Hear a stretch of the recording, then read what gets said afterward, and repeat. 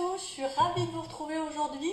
Donc aujourd'hui, pourquoi j'aide les femmes après le burn-out et pas les femmes et les hommes? Pourquoi plutôt les femmes? Alors, je suis Laurent G. J'accompagne les femmes après l'épuisement, le burn-out, à trouver une nouvelle énergie et à reprendre confiance en elles, notamment avec des outils de pleine conscience. Alors, j'ai senti qu'on avait besoin de nouveautés, vous et moi, donc j'ai décidé de faire des lives plus courts. Une question. Donc je me sens appelée à aider les femmes. J'ai été cette femme et j'ai fait un gros burn-out et j'ai eu une reconstruction longue. Alors je n'osais pas dire non, ou dire les choses. Je voulais faire bien pour tous. J'enfouissais des émotions car je ne voulais pas déranger, parce que j'avais peur de les exprimer trop fort, ou je ne savais pas comment les exprimer, ou les traverser. J'étais quelqu'un de rapide, je faisais 3 choses à la fois. Alors il m'est arrivé parfois d'être à la maison, de cuisiner, de signer un document pour un enfant, un papier pour l'école pour un enfant, et en même temps de répondre « Bonjour Gwenola, j'espère que tu vas bien », et en même temps de répondre à une question de mon mari, et ensuite mon mari ou mes enfants me reparlaient de ce papier, que j'avais évidemment signé comme il fallait, ou de la question auquel j'avais répondu, et je ne me souvenais plus tout à fait de quoi il m'avait parlé. Donc Gwenola, j'explique pourquoi j'accompagne les femmes et pas les femmes et les hommes. Tu es fatiguée, mais ça va, merci et moi. Ça va très bien, je te remercie, j'ai la pêche. Donc pourquoi j'accompagne les femmes et pas les femmes et les hommes? Alors j'expliquais que je me sens appelée à aider les femmes parce que j'ai été cette femme qui a voulu faire beaucoup et qui a fait un gros burn-out et qui a eu une reconstruction longue. J'étais un peu le stéréotype de notre société, une femme qui n'osait pas dire non ou dire les choses, qui voulait bien faire pour tous, qui enfouissait ses émotions pour ne pas déranger, ou qui avait peur de les exprimer trop fort, ou de ne pas savoir comment les exprimer, ou comment les vivre, et qui donc les enfouissait, et j'avais peur de déranger les autres. J'étais rapide, je faisais 3 choses à la fois, et je ne savais pas me passer en priorité.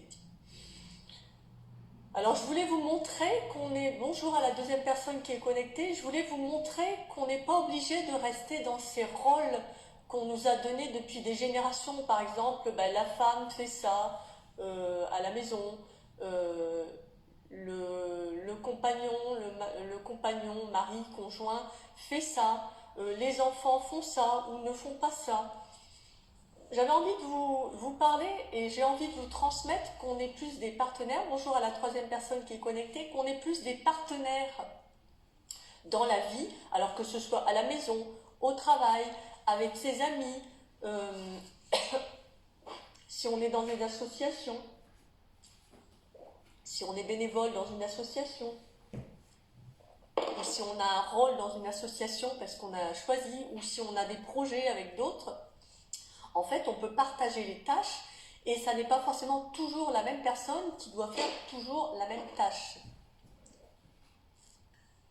Et j'avais envie je le transmets aussi dans mes accompagnements, et j'avais envie de vous en parler, de transmettre aussi à nos enfants cette notion de partenariat. Par exemple, on peut faire ensemble des choses, ou si l'un finit plus tôt, l'autre, même s'il n'a pas tout à fait l'habitude, on peut lui montrer. Bonjour Laurent, j'espère que tu vas bien, que vous allez bien, j'espère que tu vas bien. On peut travailler en partenariat, faire ensemble, ou montrer à l'autre ce qu'il n'a pas l'habitude de faire. Je sais que chez nous, depuis mon burn-out, on a redistribué un peu différemment les tâches. Et par exemple, souvent on fait ensemble, on cuisine ensemble, avec les enfants, avec mon mari, quand on est dispo ensemble, qu'on a le temps.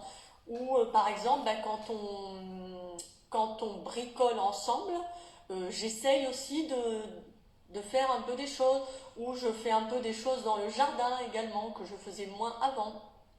Ou par exemple, si quelqu'un taille une haie, l'autre ramasse et essaye d'aider à mettre dans la remorque. Ou si on désherbe, il y en a un qui désherbe, ou on désherbe ensemble, et l'autre désherbe.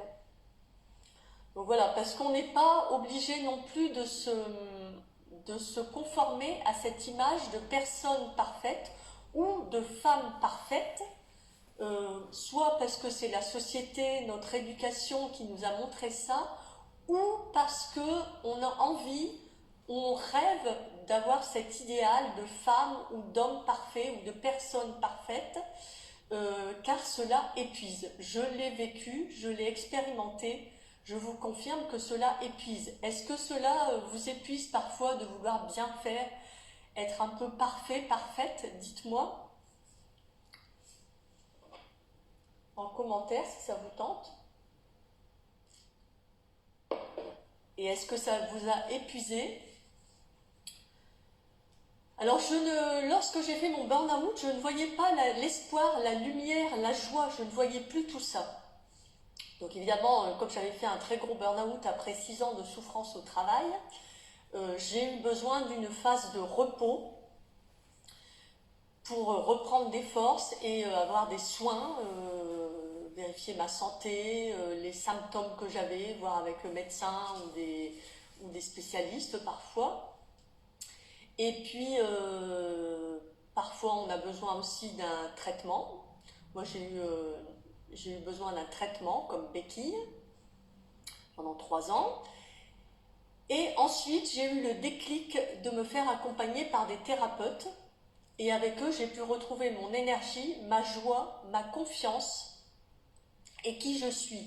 Persévérante, avec de la joie de vivre que j'ai retrouvée et qui a été un vrai plaisir de la retrouver, car je suis quelqu'un qui a une joie de vivre ancrée au fond de moi depuis mon enfance. J'ai retrouvé mes rêves que j'avais perdus entre la période de souffrance au travail et le début du burn-out. Et j'ai retrouvé de la bienveillance envers moi-même que j'avais perdue.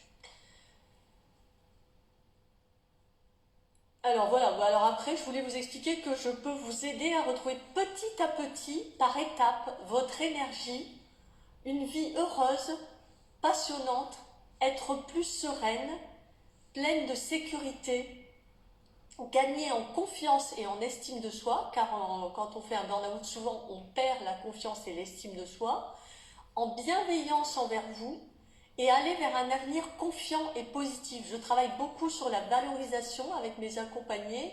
D'ailleurs, elles m'en remercient souvent, des mots positifs, de les valoriser. Bonjour à la personne qui vient de se connecter.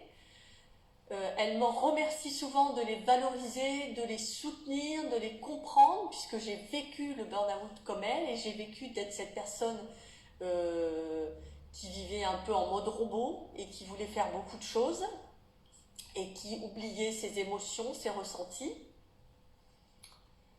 Donc si ça vous parle, si ça vous fait vibrer, envoyez-moi un message privé sur cette page ou sur Laurence G à Brignoles, mon profil personnel, ou en commentaire. Je serai ravie de répondre à vos demandes, d'échanger avec vous, car j'adore partager. Le partage est une de mes valeurs principales. Et mon prochain live sera vendredi 4 février à 10 h. Je vous remercie pour votre écoute. Je vous souhaite une très belle journée. À bientôt.